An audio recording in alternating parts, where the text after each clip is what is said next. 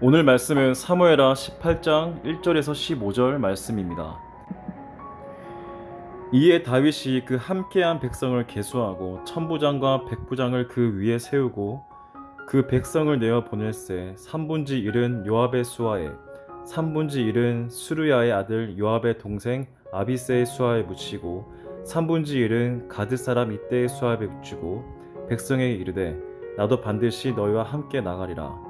백성들이 가로되 왕은 나가지 마소서. 우리가 도망할지라도 저희는 우리에게 주의하지 아니할 터이요 우리가 절반이나 죽을지라도 우리에게 주의하지 아니할 터이라. 왕은 우리 만명보다 중하시오니 왕은 성에 계시다가 우리를 도우심이 좋으니이다. 왕이 저희에게 이르되 너희가 선히 여기는 대로 내가 행하리라 하고 문 곁에 섬에 모든 백성이 100명씩 1000명씩 대를 지어 나가는지라. 왕이 요압과 아비새와 이때에게 명하여 가로되 나를 위하여 소녀 압살롬을 너그러이 대접하라 하니 왕이 압살롬을 위하여 모든 군장에게 명명할 때에 백성들이 다 들으니라. 이에 백성이 이스라엘을 치러 들로 나가서 에브라임 수풀에서 싸우더니 거기서 이스라엘 무리가 다윗의 신복들에게 패하매 그날 그곳에서 살육이 커서 2만에 이르렀고 그 땅에서 사면으로 퍼져 싸웠으므로 그날의 수풀에서 죽은 자가 칼에 죽은 자보다 많았더라. 압살롬이 다윗의 신복과 마주치니라. 압살롬이 노새를 탔는데 그 노새가 큰 상수리 나무 번성한 가지 아래로 지날 때에 압살롬의 머리털이 그 상수리 나무에 걸림에 저가 공중에 달리고 그 탔던 노새가 그 아래로 빠져나간지라. 한 사람이 보고 요압에게 고하여 가로되 내가 보니 압살롬이 상수리 나무에 달렸더이다. 요압이 그 고한 사람에게 이르되 내가 보고 어찌하여 당장에 쳐서 땅에 떨어뜨리지 아니하였느뇨. 내가 내게 은 10개와 띠 하나를 주었으리라. 그 사람이 요압에게 대답하되 내가 내 손에 은 1000개를 받는다 할지라도 나는 왕의 아들에게 손을 대지 아니하겠나이다. 우리가 들었거니와 왕이 당신과 아비새와 이때에게 명하여 이르시기를 삼가 누구든지 소녀 압살롬을 해하지 말라 하셨나이다. 아무 일도 왕 앞에서 숨길 수 없나니 내가 만일 거역하여 그 생명을 해하였다면 당신도 나를 대적하였으리이다. 요압이 가로되 나는 너와 같이 지체할 수 없다 하고 손에 작은 창 셋을 가지고 가서 상수리 나무 가운데서 아직 살아있는 압살롬의 심장을 찌르니 요압의 병기를 맡은 소년 열이 압살롬을 에워싸고 쳐 죽이니라. 아멘. 아버지에게 반역한 아들 압살롬의 군대와 쫓겨난 임금 아버지 다윗의 군대가 정면으로 맞붙습니다. 결국 압살롬 군대는 패하고 압살롬은 전투 중에 사망합니다. 이 압살롬의 죽음과 관련된 두 가지 사건을 보며 신앙의 교훈을 얻고자 합니다. 첫째는 교만과 관련된 교훈입니다. 압살롬은 지략도 뛰어난 사람이었지만 외모도 화려했습니다. 특히나 그의 긴 머리카락은 사람들이 부러워하며 감탄했던 그의 자랑 중 하나였습니다. 사무엘하 14장 25절에 온 이스라엘 가운데서 압살롬같이 아름다움으로 크게 칭찬받는 자가 없었으니 그는 발바닥부터 정수리까지 흠이 없음이라.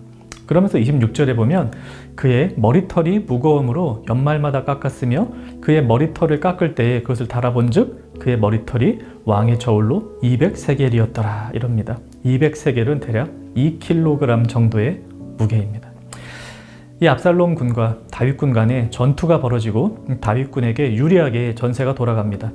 압살롬은 다윗의 군대를 피해 달아나다 상수리 나무 가지에 머리카락이 걸리고 맙니다. 그의 머리카락이 얼마나 무성하고 길었는지 이 가지들의 머리가 걸리자 그가 타고 있던 말은 그대로 앞으로 달려나갔지만 압살롬은 더 이상 나아가지 못한 채 가지에 머리가 매여 하늘에 달려있는 꼴이 되었습니다. 굉장히 수치스러운 모습이죠. 다윗의 군대 장관 요압이 와서 압살롬을 죽입니다. 긴 머리카락은 압살롬의 자랑이었습니다. 그런데 그것이 그를 죽게 만듭니다. 육신의 자랑은 교만으로 우리를 인도합니다. 전쟁에 나가는 장수가 긴 머리카락을 치렁치렁하며 나갈 이유가 있었을까요? 하지만 자신의 수려한 외모를 돋보이게 하는 이 머리카락을 포기할 마음이 압살롬에게는 없었나 봅니다. 그의 자랑이 그를 망하게 하였습니다. 여러분이 가지고 있는 자랑이 무엇입니까? 혹 그것이 나를 곤란하게 만들 여지는 없습니까? 나로 하여금 교만하게 만들 가능성은 없습니까? 그렇다면 그것은 더 이상 우리의 자랑이 아닌 우리의 수치가 될 것입니다. 두 번째는 원수 갚는 일과 관련된 교훈입니다. 다윗은 군사들에게 전투 중 압살롬을 만나도 그를 죽이지 말라고 명령합니다. 다윗은 스스로 압살롬을 향한 원수를 갚지 않으려 합니다. 다윗은 전에도 자신의 생명을 해하려 했던 사울을 끝까지 공격하지 않았죠. 스스로 원수를 갚지 않았습니다. 이번에도 마찬가지입니다. 아버지를 죽이려 든 압살롬을 죽이지 않으려 합니다. 스스로 해결하지 않습니다. 왜 그럴까요? 확실하게 하고 넘어가야 다시는 이런 일이 발생하지 않을 것 같은데, 또 다윗의 상한 감정이나 정치적 군사적 손해를 생각하면 당장 압살롬을 죽여야 속이 후련할 것 같은데요. 근데 꼭 그렇게 생각한 사람이 요압이었습니다. 요압은 감정에 따라, 정치적 판단에 따라 왕의 명령을 어기고 압살롬을 죽입니다. 어쩌면 요압의 행동이 이해가 잘 되지요. 이런 압살롬을 죽이지 않는다고 말한 다윗이 이해가 안 될 수도 있습니다. 그런데 이 다윗의 마음은 단순한 용서와는 좀 다른 개념입니다. 이 사울을 죽이지 않는 것에 대해 다윗은 분명한 이유가 있었습니다. 사무엘상 24장 10절에서 그는 여호와의 기름 부음 받은 사울을 스스로 해하지 않겠다고 했습니다. 또 사무엘상 26장 11절에서는 내가 손을 들어 여호와의 기름 부음 받은 자를 치는 것을 여호와께서 금하시나니 라고 합니다. 이 말은 왕은 건들면 안 된다, 이런 의미만은 아닙니다. 그렇게 해석해서 하나님의 기름 부음 받은 목사에게 대들면 안 된다, 이렇게 해석하는 분들도 계신데요. 성경은 그런 뜻이 아닙니다. 다윗의 말은 일을 계획하신 분이 하나님이시니 일을 끝내시는 분도 하나님이셔야 한다는 고백입니다. 로마서 12장 19절입니다.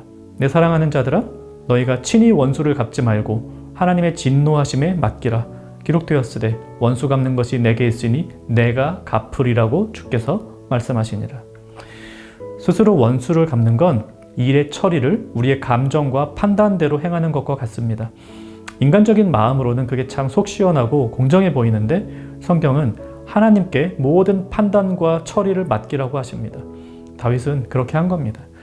생각해보면 지금 압살롬과의 관계가 이렇게 된 것도 스스로 원수를 갚으려 했던 마음 때문입니다. 이 압살롬은 누이 다말의 원수를 갚고자 암논을 죽였고 그것으로 인해 다윗과의 관계가 소원해졌습니다. 다윗은 그렇게 하지 않으려 합니다.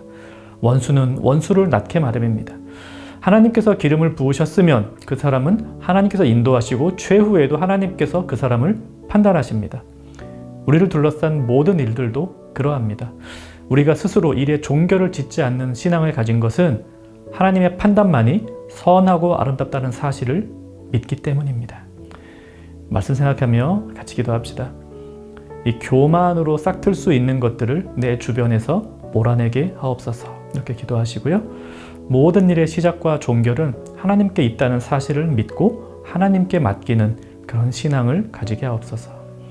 오늘 하루 하나님의 선하심 안에서 겸손한 길을 걸어가는 청년가족 되시기를 바랍니다.